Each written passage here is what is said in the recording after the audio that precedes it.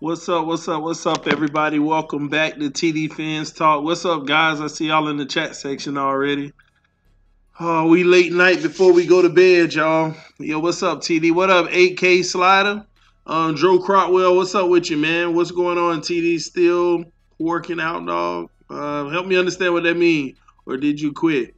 Oh no, working out. Yes, me and my wife actually we work out together now, so that's even better. So we did a really good workout together about 2.5 hours ago. I can tell you, fresh out the shower and stuff, I feel it. Man, I know I'm gonna sleep real good tonight, man. TD, you the man, bro. Now you the man, Christopher, El Paso, Texas in the house. Shout out Texas. Working. I got you, FM. Shout out Patrick Surtain. What up, Ethan? What happened with Patrick, man? Am I missing something that I shouldn't be? What's up, D? What's popping, my guy? Dolphin Advocate, shout out to you, man. That's good, buddy. Keep it up. I'm trying, man. It's slow progress, but at least it's heading in the right direction, man. But shout out to everybody, man. So we got our boys back together, man. Our boys are back together. They're in off-season workouts. I guess the big story is about Xavier Howard not holding out as a sign of good faith, which is all a bunch of crap to me. I don't think Xavier Howard is that type like those other guys that feel like he's a superstar in this league, where he feels like he has a leg to hold out on. And I don't think his value is that high to be one of these holdout players. So he did the right thing and did what he was supposed to do. Show up when he was supposed to show up. So he just being a good teammate, doing what he needs to do. He's all about team, so I like that about him. Coming in, putting that work in, getting ready to have a great season the next season. So that excites me, man. I can't wait to see what these boys put together. Flores basically said this was his first opportunity to actually talk to these guys, talk to them about his vision and all of those things. And really the title of everything is just consistency and routine. And that's what he's trying to get them in the mood of, just constant consistency and routine going forward. So that's what they started today. Saw some live video of a lot of the players working out. Fitzpatrick in the gym working out, baby. Tunsil putting in that heavy work. I know some of y'all probably saw that video already, but you see those boys, they putting that hard work in. Y'all got to understand, this is when they are literally tearing their body down. They are tearing their body up to be stronger, to be faster, to be more this, more that. This is that time where they're, okay, what do I want to be next year? Do I need to put on 5 pounds to 7 pounds of muscle, or do I need to take something off, or whatever it may be? And that's their goal, man. So they're basically abusing their bodies to perform well next year, put them in the optimum position that they can be in. So this is when the grind starts, y'all. You know, this is where it hurts, that preparation. If you are a serious player. If you're a player that really wants to be great in this game, show that you can play football. Not, I can play football, let me try to make some money before I get out of here. No, I belong on the field. I can play football. I'm one of the best in the world, and I want to prove and show people. And they're putting that work in to take that next step, that Jordan type stuff, that Kobe type stuff. You know, that waking up 4 in the morning, who's doing it? That's what I always ask. Who's up 4 in the morning right now? Every morning. Who's up? You know, we far away from football. Not far, but to me, 3 months is far. But who's waking up at 4 a.m.? Who's putting that work in? Who has that clutch mentality of leadership and I'm going to be great? I'm going to be the next best linebacker there is. Huh? Is Raekwon out there at 4 in the morning getting it together? You know, is Jerome Baker? What are these guys doing? What type of players are these guys? And this is kind of what Flores wants to know. I'm telling you, the type of coach Flores is, on the low, he wants to know these type of things. I can tell he's the type of coach where in training camp, he going to talk to people and say, hey, what time were you waking up in the morning in the summer?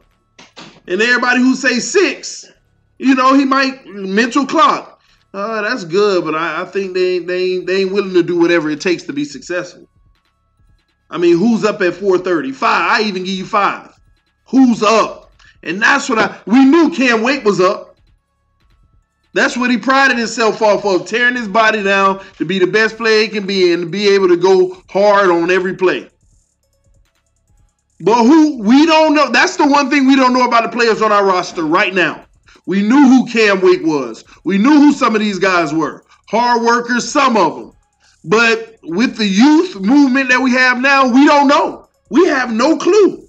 These are the questions that those journalists in their face need to start asking, starting now, because this is the new wave of our franchise, and we deserve that type of information. What kind of player are you? What time are you waking up? After you eat dinner with your family, what are you doing? Oh, it's not watching film? Oh, you're concerned about your personal life. I get it, work-life balance, but you ain't willing to do whatever it takes to be one of the greats. And these are those moments where we hope. We hope that Amika Fitzpatrick is going in.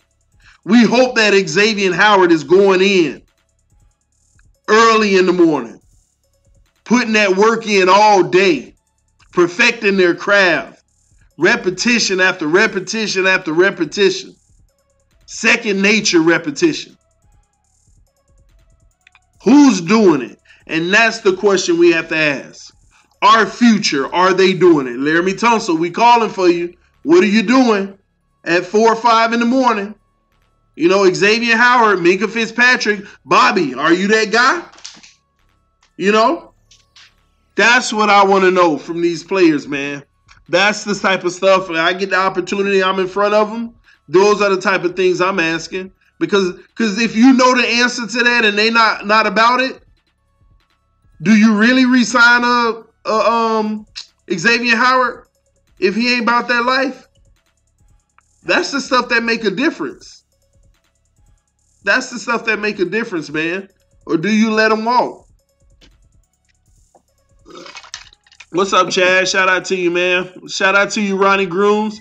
Taylor was doing well till he got injured. Seems to have a bright future. Yeah, and that's even crazier. The guys who got injured, man. What's in you? And it's one player that we really want to know this answer on.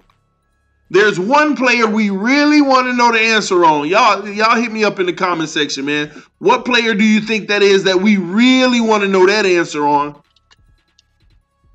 Y'all, let me see if y'all thinking like me, man. Tell me what one player that we really want to know if they up early and they putting that work in. It ain't Drake. It ain't Drake. It ain't Wilson. Devontae Parker, baby. 8K slider hit it. DP. Devontae Parker. Because especially a receiver. I'm telling you, the coaching staff still they feel like, let us touch him. I'm telling y'all. Flores and them probably was talking to Greer and said, let us touch him. When they watched the film and everything, they wanted to put their hands on him. They wanted to say, we either succeeded or we failed. Because if they turn Devontae Parker into that big receiver threat that nobody's seen in a while, that Moss type, because, man, I don't care. You may not – I think he has that potential. But what is he doing? What is he doing at 4 or 5 in the morning? That's what we want to know. Because if he putting that work in, I personally believe Devontae Parker with the right coaching can redeem himself in the NFL and become a name that actually sell a few jerseys. Ain't got to be a buku amount, but he can sell a few jerseys. He can at least have that Jay Ajayi spark. Jay Ajayi ain't found the team, but hey, he gave us a spark. And he became somewhat of a lit man. Devontae Parker can act. I'm putting that on Flores, man. That's all on Flores. Turn this guy into a really good receiver. So that whenever it's time, hey, when it's time for Kenny Stills' contract to be up, thank you for your services, Kenny. Because that's the reality, y'all. I mean, I don't see us re-signing Kenny after this year if he continues to play well. If somebody want to take a chance and say, let's give you a 2 or 3 year deal after our deal, you can't count on Kenny to be in our future. You can't. I just don't see it. And I love Kenny. I hope he is in the future.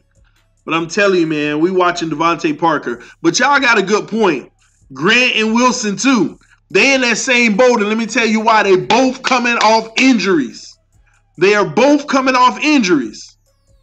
Those guys got to be up early, putting that work in, tearing their body down, letting it rest for a few days, and becoming stronger. They definitely got to become stronger. After game 4 last year versus New England, that was an evidential game. And what coach knows better than anybody? The coach that did it to us, Brian Flores. He told those corners to come up in Grant and Wilson face, and as soon as that ball hiked, jam them. And in game 4 last year versus the Patriots, they couldn't even get 5 yards down the field. They were hitting the ground. They just weren't strong enough for them big old corners. They weren't strong enough. Them boys they were getting pushed on the ground, literally. And this is where they have to bring more muscle. They already got the speed. You could lose 0.3. I mean, you can lose 0.3 and still be on it in the NFL. You need to put on a tad bit more weight and some more muscle. Both of those guys. You can afford to lose 0.3 of a second. You can afford to lose it. You got plenty boosters. Plenty boosters. You can afford to lose a little bit of that speed if you have to put on some more weight and muscle. They have to be putting this work in. That stuff is evident. We watch it on film. They have to, man. Shout out to Plank Titan for the donation. TD is the best. Drop a sub if you haven't already. Shout out to you, Plank Titan. I appreciate the advertisement, man. But yes, man, y'all hit that sub button if you haven't subbed yet, guys. Christian Wilkins for round 1 would be great. Hey, listen, man. There's so many options. We talked about that throughout last week. I made several videos on it. We just got so many options, man. We got a lot of options, okay? I mean, the Dolphins can go whatever direction they want. Hell, if they wanted to go up and move and get the number 1 overall pick, I think they can pull it off with all these extra picks that we done picked up. I think they would be able to pull it off if they wanted to move up and get the number 1 pick. Whether that's a defensive tackle or a quarterback, they can pull it off. They can move out of the first round if they wanted to and still have a successful draft. There's so many different options they have. So many, man. So we'll see who goes first. Now's the time to get strong and put the work in. Look at Steve Smith Sr. Yep. He was a small guy, but like a little pit bull on the field. Yes, he was. All about mentality. He was a dog on the field, man. He was a go-getter. He was about his. Steve Smith Sr., you are 100% right, FM. He was a go at our older age, too. Even at an older age, because he was putting that work in consistently. It was a religion for them. A religion, man.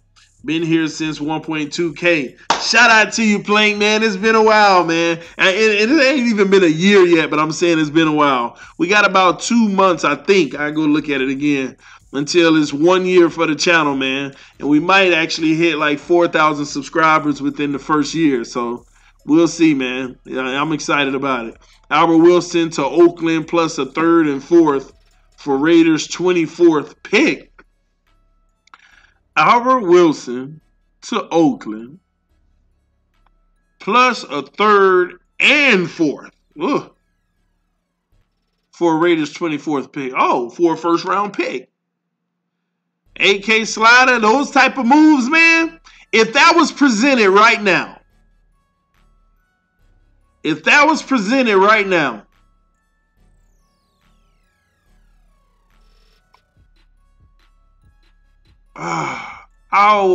Man, that's a good I got man. Okay, man, I want to actually answer that one, man. Would I actually do that? Let me see. Oakland. Albert Wilson is young. Albert Wilson is a talent in this league. For a first round pick, with the issues we have, with the receiving core we have, I make the deal, man. Absolutely. I make the deal. I take that 24th pick, baby. Because we already got too many weapons, interchangeable weapons already. I mean, Jakeem Grant, Devontae Parker, Kenny Stills, who else? Even Balaj catch balls out of the backfield. Who else am I missing, y'all? Man, it's some more. I'm tripping. Kenyon Drake catching balls. I mean, it's too many interchangeable pieces. I know we lost Amendola. I would still make that move. You can still go find another receiver.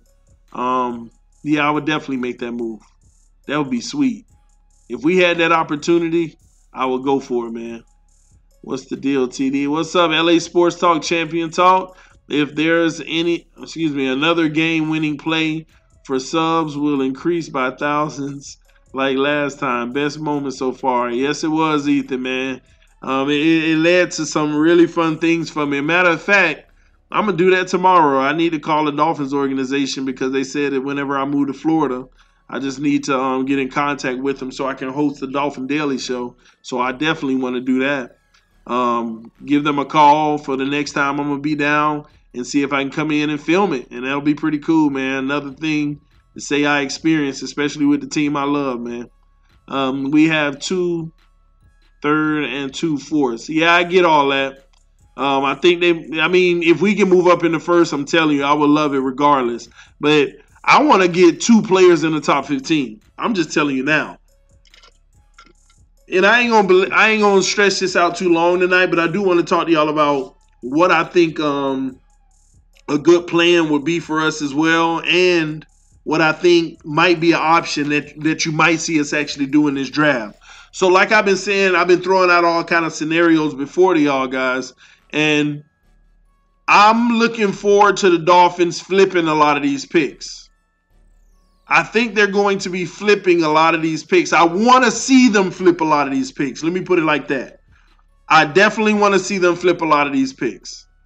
I want to see them get in the first round. I want to see them in the first round twice. I want to see them at 13, and I want to see them at, I don't care if it's 12 or 14. I don't care if it's 7. I just want to see them in the top 15 twice. I just keep on telling y'all, this year, this is like a prime year. You can't miss out this year. You don't want to miss out this year on defense. There are some really, really, really good defensive college players, and I'm talking about in the trenches, y'all. There's one amazing defensive linebacker. If we got a chance to get him, I might even take a shot on that if we got 2 first-round picks. But we know, I think that if they do move up and get 2 first-round picks, we'll be looking for a defensive tackle and a defensive end. Unless they move up high enough and that linebacker is there. That linebacker is there. You grab him and then you go get you a defensive tackle at 13. I really think they're going to flip some of these picks. I love to see them flip the picks. One way or another, they're going to flip them. It's just whether they're going to flip them this year or flip them next year. What I don't want to see them do, though, I'm going to tell y'all now what I don't want to see them do. I don't want to see them go into next year with 15 picks. In those 15 picks, they pick 15 players. I don't want to see that. I don't. I mean, to me, I know it's all youth and more options. I want more quality players that have a higher probability of being a quality player. Instead of having a first, second, third, fourth, fifth, sixth, you know, I'd rather have a first, a second, a third, and a fourth, or something like that if we could, you know, period. Trade them down. That 4 and that 5 for the 3, or if you can. I want to see higher quality players, man. Next year, I want to see us draft, literally, 5 times in the first 3 rounds. And if it don't happen next year, then that means it should have happened this year. It should have happened this year. We got to flip a lot of those picks, man. I know Flores and them know how to develop players, but we don't need a full roster full of just new players. Go get some new quality ones. New quality ones, man. That's where I'm looking at. All this cap space that we done saved. But we still hitting, guys. We still have the highest dead cap in the NFL. We have the highest dead cap. That's with Tannehill shredding his contract. That's with Quinn shredding his contract. That's with all those guys shredding their contract. We didn't take any dead cap hit from them. 2 big ones. And we're still the highest in the NFL on dead cap. And for those who don't know what dead cap is, it's money towards our salary cap this year in the to players that's not on the team. It's money towards the cap, but for players that's not even on the team, just dead cap. Okay? We are the highest in the league. I might be wrong, but I think it's at about $38.5 million. If I'm not mistaken, about $38.5 million. Dead cap. And you know where that money is coming from? Y'all ain't gonna believe where the dead cap is coming from. The type of stuff that angers me, man. I want y'all to see if y'all know who's making us pay that dead cap.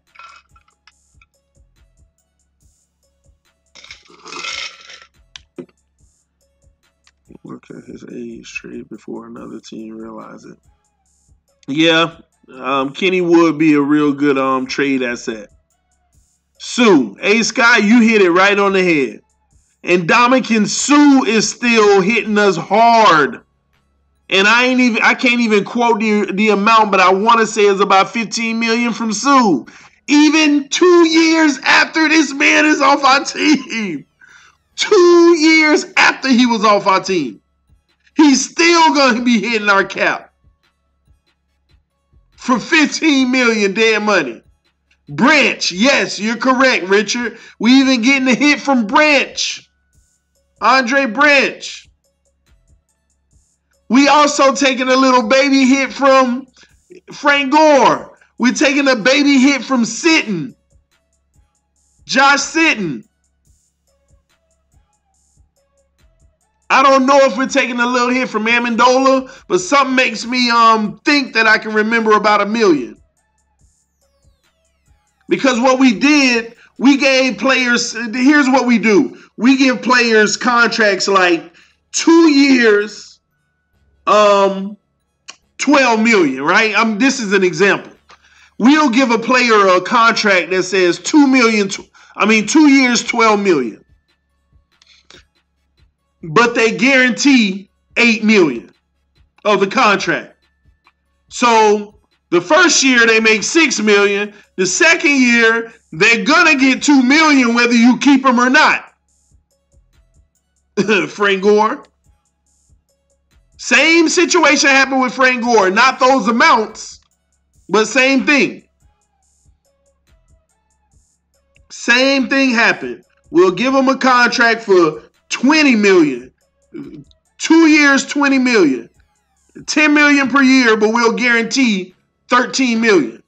And then we didn't like the player and we cut him or trade him, but we still owe them $3 million guaranteed. Dead cap. They go still get their check for $3 million. Y'all have to understand, we won. We won.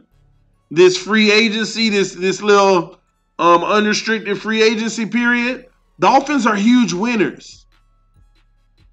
Even though we're still dealing with cap. That's why they cut all those players. They're gonna afford their draft picks. And they're gonna pay. They're setting up at least to pay Xavier Howard and getting ready to pay Tunsil. That's what's happening. And seeing if Devontae Parker can deserve a new deal. Sorry.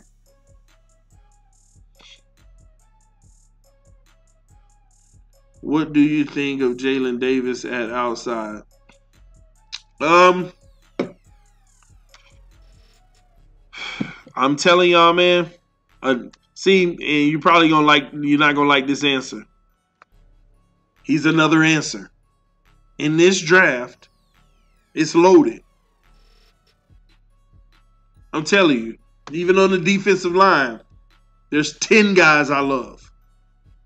Wouldn't be disappointed with none of them. Wouldn't be disappointed with none of them. And I'm just talking about the D-line. I'm talking about the D-line, man. I know he's aggressive, super explosive, really fast and cheap.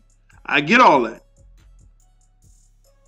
He can be cheap, but how old is he? Because I don't know that. Because that's all that's going to matter to the team. How old is he? That's all that's going to matter. That's all they're going to care about, man. What's up, Asher Broad? Shout out to you, man. What up, Mike Tannenbaum? You know it. About 22, 23. If he cheap enough. You're saying cheap. What people don't realize, well, let me say this. Why do you think he's going to be cheap? But why do you think he's going to be cheap, though? He's a rookie last year, but why do you think he's going to... Is he still on... You mean trade for him?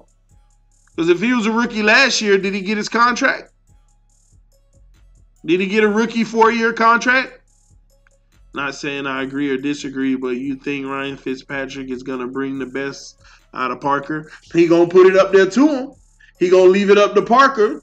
Hey, this should get picked off. Can you save me, Parker? He going to have every chance he can, man. Oh, Jalen Davis, 23. He's on the team. Hold on. I'm tripping right now. I think you talk about two different people. Give me a second, man.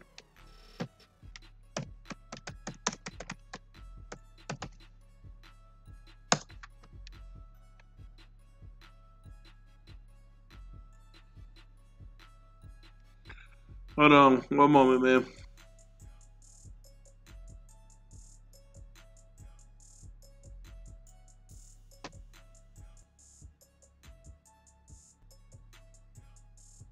Almost done.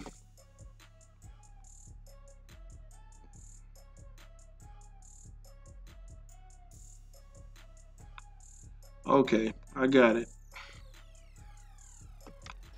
So, y'all talk about Jalen Davis. Basically, didn't play any games last year outside of the last 3 games, and we kind of know why with the injuries at the cornerback in the secondary. That's all going to be on Flores, man. Is he somebody that's going to come out of the trenches and be that guy? That's all on Flores. But y'all were saying something about a deal, though. Let me see here. On a cheap price. Oh, I'm sorry. See, I thought y'all would talk about a whole different Jalen Davis. And then on top of it, you're talking about a deal. I'm thinking you meant like a free agent or something. I'm like, it's too much in the draft. But I see what y'all talking about. You're talking about somebody who's been actually on the, if I'm not mistaken, was he on the active roster all season? Or did he come from the practice squad? Y'all let me know. Because I haven't even followed Jalen Davis. It's at the end of the season. Tackles. I wonder how many plays. Oh, 6. Yeah, 6 tackles in 3 games. 2 tackles each game.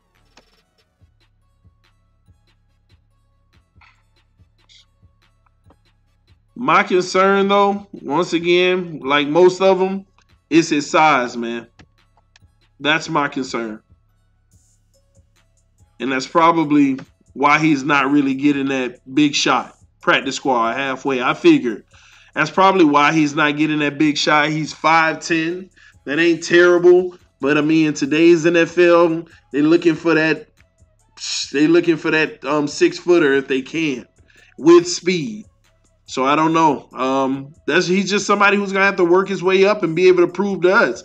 See, he's the type of player that has to make me notice something. Even somebody like me who talks about the Dolphins all day, right?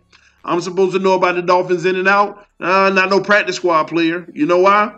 Because they have to instill themselves on us. It's harder for them, obviously, and I'm not the type of person that want to say, hey, but I want to show them love, this and that. At the end of the day, their skill level warranted that. Nobody that went undrafted, not many people, let me put it like that goes undrafted, deserve to be drafted. That's just how it works. Some of them come out of the trenches and they're like, man, this kid went undrafted. Wow. But most of them deserve not to be undrafted. And a lot of times that translates at best to practice squad. A lot of time, unless you got injuries and you get a chance to move up. So a player like that, what he has to do is instill his skills on us and let us start to notice it. You know those last 3 games last year? So in moments like those 3 games, when I was live, and I'm saying, who is this kid out here knocking down balls down, locking down this guy or doing this or look, does this or does that? That's what it's going to take.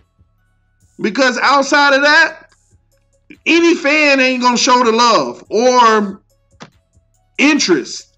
Because players like that, like a Cam Wake, came from the bottom. He was so good in Canadian League that NFL scouts took notice. He shined over there. So when you get those 3 games last year, you're supposed to shine.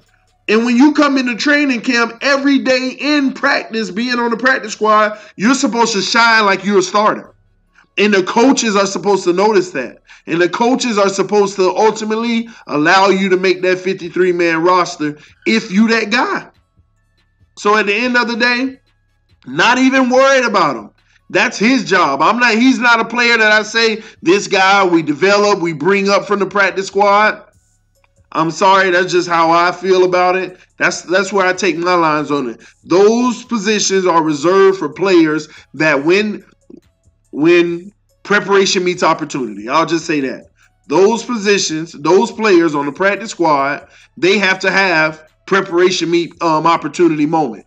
And then we'll take the energy to even talk about it. I mean, I can sit here and lie to you and glamour you and you be like, you know, this kid, if they move him up, he can do this, he can do that. No.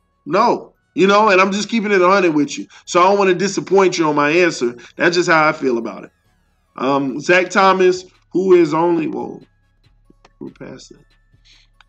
Zach Thomas, I missed that comment.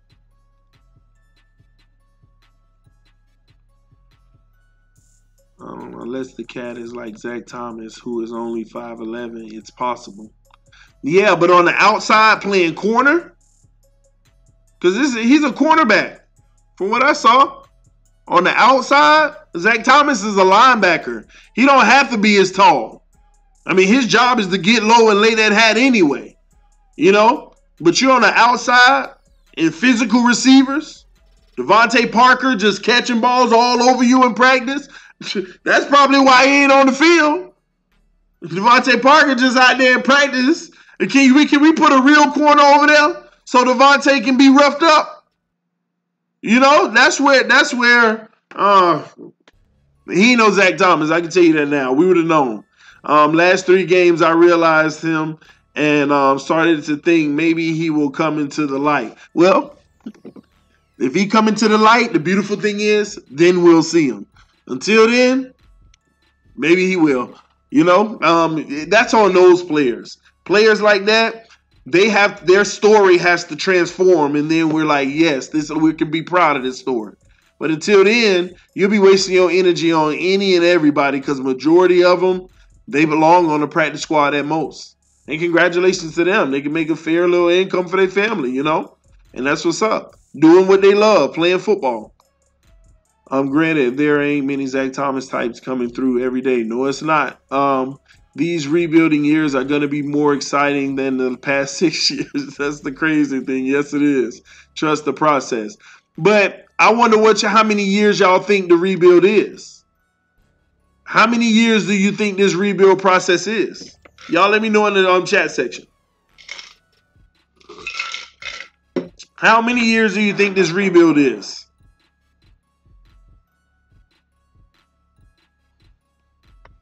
That's why he's contract down. I think a focus should, and character focus and durability should be the foundation of the process. That's why I'm gonna have to read all your stuff. Miami only have 2 backs. Who will you bring in? We have 2 backs. What are you talking about? We got Drake. We got Balaj. Technically, we have Wilson. We have Grant. All those boys run the ball out of the Wildcat, too. You also have Sonoris Perry. We got plenty backs. They're going to put all these players in multiple positions. Our team is built to where you can actually have, those extra, 8 spots that you got to decide at the end of training camp who's going to get them. You can add extra lineman depth. You can add extra D-line depth. You can add extra corner depth. So, we good, man. I think we're good at back. If they bring another one in, they bring another one in. They'll look at it, but I don't think that's a priority at all for them. I really don't think it's a priority at all. I think what they're going to do is say, Drake, here's your shot. Because we need to know if we're going to give you another deal. Let's be honest. Look how long Drake's been in. Drake, here's your shot. Because we don't even know if we're going to give you the next deal. This is your chance to tell us. Because next offseason, what's up, baby? Next offseason, we're going to be talking to you about money. Y'all see what I'm saying? They going, hey, are you that horse? Here we go. Here come your carries. And you got Balaj right behind you. If you stinking up the season, we might say, hey, we already know our answer with you. Balaj, you the starter now. What you got? Are we going to keep you long-term too? This is a decision-making year. Everybody has to ball out. Everybody. Some girl named Hillary flirting with you, bro. Ha ha, wink, wink. Yeah, that's the wife, man. That's the wifey. Love you, baby, if you were still watching. 2 to 3 years. 3 good drafts, and most holes can be filled. Good depth with contrast. Start getting into last year of rookie contract. We got 2 years. Perry signed with Bills. Didn't know that, but we got a lot of options. That mean I do think 8K, they're going to bring somebody else in. They're going to bring somebody else in. Somebody mentioned it earlier about the about Albert Wilson in a trade. I could see something like that possibly happening because are they going to give Isaiah Ford a shot? We were just talking about this cornerback. At least he showed up in 3 games. Is Isaiah Ford going to get a shot? So who knows? It's a lot of options, lot of things. Lot of things, man. And I'm sorry, I do pay attention to the players down in practice squad, but just not all of them. Is Isaiah Ford going to get a shot? Yeah, I know that's a hometown favorite. What's up? Is he going to get a shot? That's what you got to think about. 7 and 8s, TD. That's the recipe. 7s and 8s. What do you mean? Oh, I see what you mean. Type of player as far as their rating. Exactly. On a scale of 1 to 10, all you need is a whole bunch of 7 and 8s. If you got a whole bunch of 10s, that means the rest of your team is a whole bunch of 3s and 4s. But if you can have a whole lot of 7s and 8s, y'all. Whole lot of 7s and 8s. And that's what make the best teams. I'm telling you, man. Tell that girl to stop talking to my husband. What is you talking to? What are you talking about, man? You're crazy. Love you more. Love you too. Y'all crazy. We make the playoffs this year. What rebuild? Hey, I love to see it. I don't think they care either way. I think they're going to go out and going to try to win every game they win. And I do not think the Dolphins care if they're the number 1 overall pick. I don't think they care. They don't care if they're not. They don't care if they're the 13th pick again. Because I think what they think is, hey, we need to really evaluate all this talent this year. We need to evaluate it all. Is Drake going to be our back for the future? Is Balaj going to step up? Is Grant the dude, the next Sproles or something, Is, who else? Is Bobby McCain working out? Who else? Tunsil, Minka, everybody. Who's performing well and who's not? Who looks long-term and who doesn't? That's what they're going to be determining, man. And that might come with some wins, y'all. That might produce some wins. So I don't think they care because they have enough assets to, if they do end up with the 13th pick, they can flip it and still possibly be the number 1 overall pick. If that's what they want. So that doesn't matter, man. I'm hoping my Vikings will do good next year. Hey, possibly, man. I'm telling you, one thing I am jealous about with the Vikings, Thielen, man. I love to have Thielen on the roster. I'm just saying, but I know I'll never be able to afford him. If he comes up to the next deal, the Dolphins, we just ain't going to be paying that kind of money for a receiver. But, man, much respect to him. He's a great wide receiver, man. What do you think of Travis Swanson? For someone that isn't a big name, he plays well. I say at the right price, I agree with you. He'd be a good addition to hold on to. I think, but just an addition to back up, though. I want some certified starters, man. Obsessed with him. LOL, I was joking. Thanks, Dolphin Advocate Mariano. I'm headed to bed soon, baby. What they gonna do with old Kiko? Let him play this year and then tell him thank you for your services. In a couple years, the AFC East won't be laughing stocked 100. Let me tell y'all something. What I do know about the AFC East. When the Patriots great, everybody else is like whatever, right?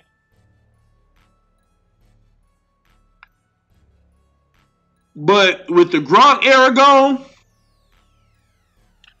and the even with Brady, I think the era actually starts now, y'all. Let me say this. I think it starts now. You know how every year everybody talk about the Patriots decline? I'm not even going to say it's a decline, y'all. They still going to play good football. But I am telling you now, the 4 teams in the NFL that possibly might just be hammering the next 10 years is the AFC East. The Patriots, the Dolphins, the Jets, and the Bills. Because I think that this is a transformation into the AFC East is the team that you worry about. Where we have the potential to start beating all those teams outside, but we keep on clashing with each other like it's big time games. Like we can actually have a division where we're at week 10 and everybody got at least 5 wins. And not even 5. Let me say everybody got at least 6 or 7 wins in week 5.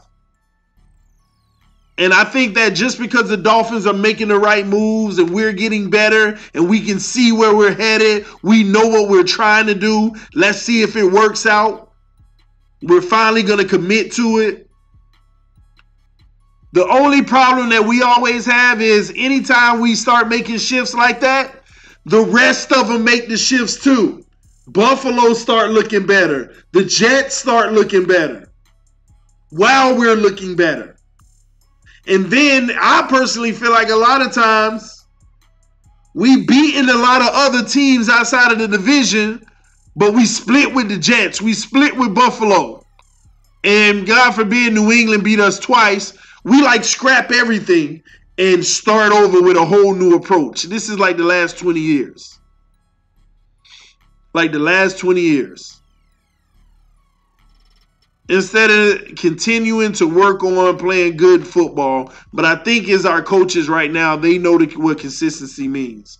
They know what it's going to take. We're not changing anything. We're just going to do what we do better. If we aren't winning, it's not we're going to change anything. We're just going to do what we do better. Period, man. I agree. This division is going to be good. Side note, I respect Brady so much as a player and Pearson. Yeah, man, you have to. You are forgetting about the Browns. I don't care about no Browns. I don't care about the Browns. Let me tell you why I ain't getting on you. I'm just being passionate. Regardless if they're not in the AFC East, even as a team that's going to be good, right? I don't care about no Browns. Y'all don't understand. They got all these big bloated contracts. They have to do it now. The team is not built for long-term success based off of the contracts. They are not built for long-term success. They have 2 years to get it done. They have 2 years to win a Super Bowl. If they win it in those 2 years, then and only then. See, this is the only way it works when you have these great players and you pay them all this money, and the rest of your team, you kind of got a whole bunch of trash players, but the great players carrying you just enough. This is the only way it sustains long term. If you win a Super Bowl, one of those 2 years that you have in that window, and preferably the last year, you win a Super Bowl, and then you can bring players in that office and say, you may deserve more money, but we can keep a dynasty going here. And you might have out of 20 players that got big deals, just 5 of them that says okay. And it gives your outlook, at least 2 of those players, you can give them that money that those other guys didn't want. And now 3 of them left instead of 10 or whatever it may be. That's the only way it works. You got to win Super Bowls so some players will feel like, I'm not the greatest ever. I'm a 7 or 8. I'll never be a Pro Bowl player, but I'm good. I know I can go get more money right now. But you know what? If I keep being my 7, 8, and they keep on taking me, and I play well and we win more Super Bowls this way, I can at least have a shot to go to the Hall of Fame as a really good, consistent player that won 4 or 5 or 6 Super Bowls. That's what some of them may chase mentally. And that's the only way it works. It takes getting to that ultimate level, winning a championship. You got something tied to you. You don't want to walk away from that, especially if you got Beckham on a new deal, Landry on a new deal, a quarterback on a rookie contract. You still got years. All that stuff. And the odds of them winning the Super Bowl, they may improve, but they still hard. They're still like, only one team can do it. Even if you go to the Super Bowl but don't win it, don't matter. And that's why when you got these bloated contracts, and then when those young players you keep drafting come up for their deal and you can't afford it, it starts getting bad. I told y'all the Cowboys had 2 years. Cowboys got to win the Super Bowl this year. I keep giving that as the example. Because if they don't win a Super Bowl this year, when Dak Prescott come up for his contract extension, he going to want top dollar. When Ezekiel Elliott come up for his extension, he going to want top dollar. Oh, but you already at the top of the salary cap in the NFL. So what's going to happen? Who's not going to get paid? Oh, you can't afford that left tackle no more, or that left guard, or that right guard, or that right tackle. Well, somebody, or 2 people, or 3 people, you can't afford anymore. So now you done gave Prescott his big deal, Ezekiel his deal, lost 2 offensive linemen, and the man can't even have time to save his life. And then 5 years pass, he ain't never been the same player since, and you blame the quarterback. Now Dak Prescott out the door for the new quarterback. This is what happens. This is what happens, y'all. They gotta win now. They have to win now. Then whenever you bring those players back, most people are willing to take less money. Just like Brady. Just like Gronk. A lot of those players took less money. And that's what it's about, man. They got your boy Jarvis Landry. I know. Brown's going to be in next year's Super Bowl. Forget being there. They better win it. I'll be so happy when the Browns don't go to the Super Bowl so all y'all riding this wave can be quiet. It ain't happening, man. Not likely. Cleveland GM is making all the right moves. No, he's not. What he's doing is sacrificing immediate success for long-term failure, for long-term success, instead of having it. But he's setting himself up for, basically, it's a high risk, high reward. If it don't work out, you just set your team back for the next 6 years. Possibly. You just set them back. If it works out, it was real risky. And you're saying making all the right moves, man. And the only team that doesn't take risk and still make the right moves in the past have been the Patriots. No big contracts. Everybody mediocre. We're going to change your 6 into an 8. And we're going to go try to win Super Bowls. And we're going to do it consistently. Like, why do people doubt a winning formula, the only formula that's been winning? And you say the Browns are making all the right moves? When has all those right moves worked other than Philly? And that is short term. They were my exact point. They were short term.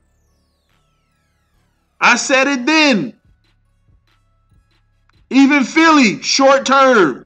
You know how back in the day you'll have like the same teams in it, then all of a sudden the Ravens showed up in there. Then you have some of the same teams in it as usual. Then all of a sudden the the Cardinals in there. You know, those are those teams that gear up and they try to do it. And most of them lose, but they don't do it. And then it's shortly lived, and then they go back to their trash team for a long time. I just have never seen it work on a consistent basis. Can y'all name a team that just stacked up a whole bunch of stud players and they were they were winning Super Bowls back to back to back? It ain't happened since the Cowboys. And you can't name the Patriots because they ain't had great players all around them. Any Patriots Super Bowl team, you probably name no more than 5 great players. It ain't like they stacked up 6 and 7 and 8 of them.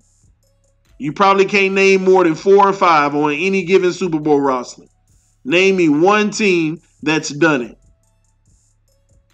Loaded the roster and went and won a Super Bowl and did it at least 2 times in 5 years. They lucky to get the one, man. It's not a winning formula. I'm telling you, Cleveland is not making all the right moves. They're selling the whole farm for hopeful immediate success, man. Y'all better pay attention to that. A lot of teams try to do it all the time, but what ended up happening? Oh, divisional round, AFC championship game, and lose regardless. Lose. This is the Miami Dolphins year, especially that the Super Bowl is in Miami. Travis, man, you don't know how beautiful that would be, man. A dual threat quarterback is best with the Dolphins line. Possible. New GM in Cleveland, new culture, man. Yeah, I get all that, but I don't think that front office making all the wisest decisions. They're selling out for it right now. And the thing is, they not getting Odell on an expired or Landry on an expired deal. They re-ing up deals. Or deals that still got years, man. The only time you gear up like that is if you bring in a whole bunch of expired contracts. So you don't got to commit to them. You get their great talent for 1 year, and if you win it all and this is the formula that works, that's re-up. But you're handicapped now. If it don't work, you're stuck with it. You're stuck with it, man. If Ed Oliver not available at 13, I trade down if possible. What you think, TD? Well, he's not going to be available at 13. So, yeah, I would love to trade down for Ed Oliver. Cleveland rocks right about now. Rocks right about now. I guess. Yes, you can, TD. Yes, you can what? Still, man, you ain't never seen a team go from 0-16 to heavy Super Bowl favorites in 2 seasons. I've seen teams go 5-11 and go to heavy Super Bowl favorites. It's no difference to me. I don't care if you were 7-9 and went to the Super Bowl favorites. It ain't no difference from 0-16. It sounds just like Whatever the coach name was, I already forgot his name in Cleveland, the one they fired. It sounds just like him when he talked to Landry on Hard Knocks. You know, we got an opportunity to do something special. Go from 0-16 and win a Super Bowl. Be a part of something special. Sounds just like him. That's what they playing for? To be the team that went from 0-16 to being something great and special? 0-16, now we're 7-9, and now we're Super Bowl. That ain't, no. It ain't special. You just sucked. And then you went and got a whole bunch of great players. Even if you make the Super Bowl. Yeah, we sucked so bad and we went up to the Super Bowl. And then we sucked for the next 15 years. Right after that. That's the narrative. That's the narrative, man. That's all it's going to amount to. Even if they win a Super Bowl.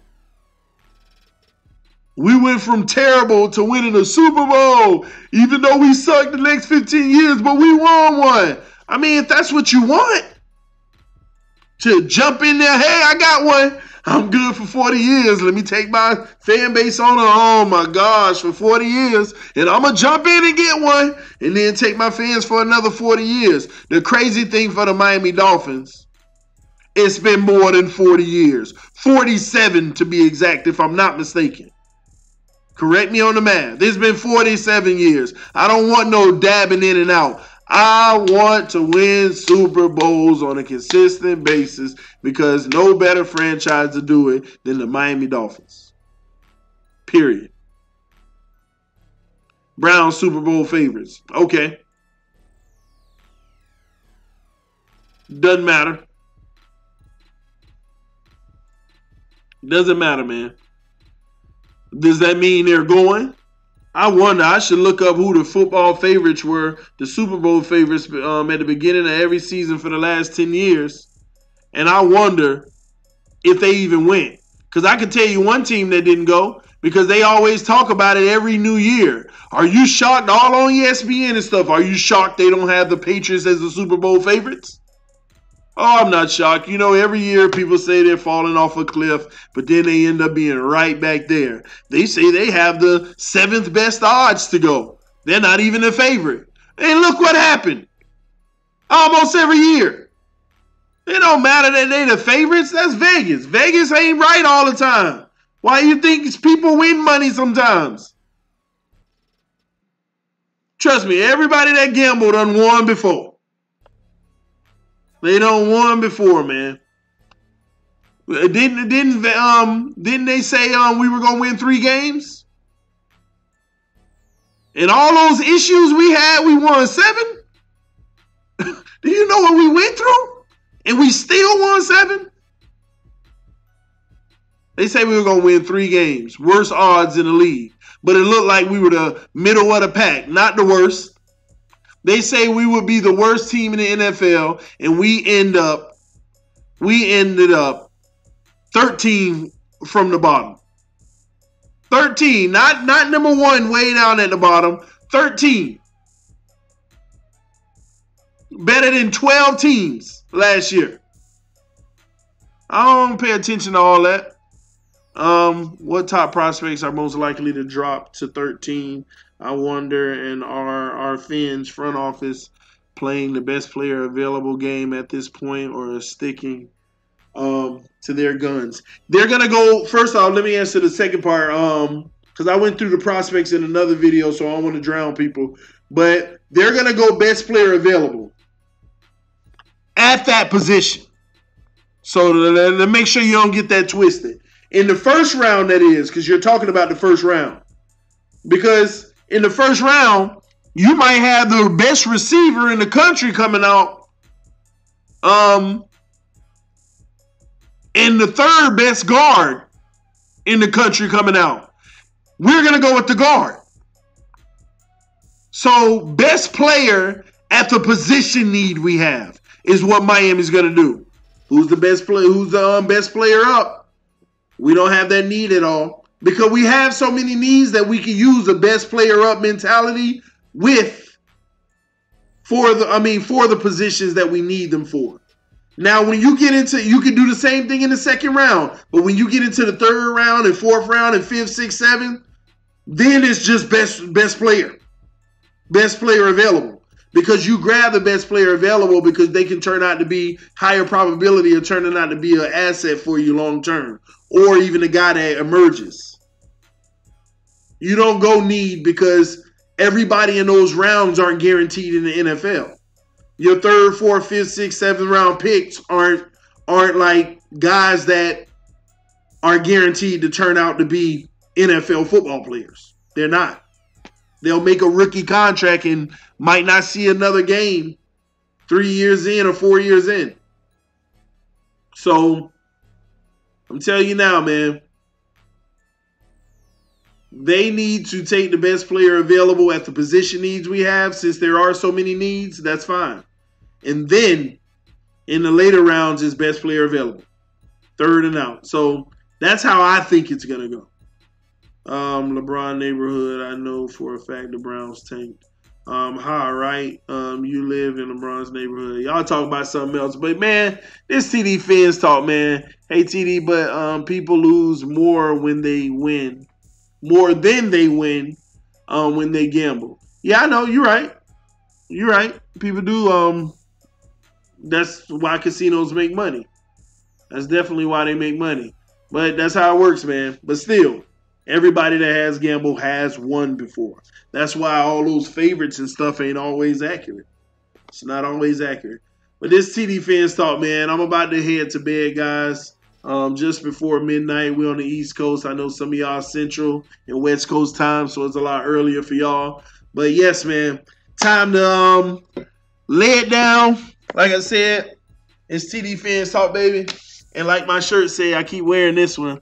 I want to party like it's 1973 someday. That's what it's about, man. We got to party like it's 1973 one day, man. Super Bowl bound, man. Salute to you, Dolphins advocate. My bad. Let me push that. Salute to you. I'm a Miami guy, by the way. Shout out to you. This the Krusty Krab. I was just in Miami like 2 days ago. Went down seeing my mom and stuff, and then headed back up to Central Florida. Yes, sir. Shaka Dozier. Shout out to you. Have a good one. Good night, Bubba. Make sure y'all sub to the channel if you're not sub. But this TD fans talk, man. I'll get with y'all later. Peace.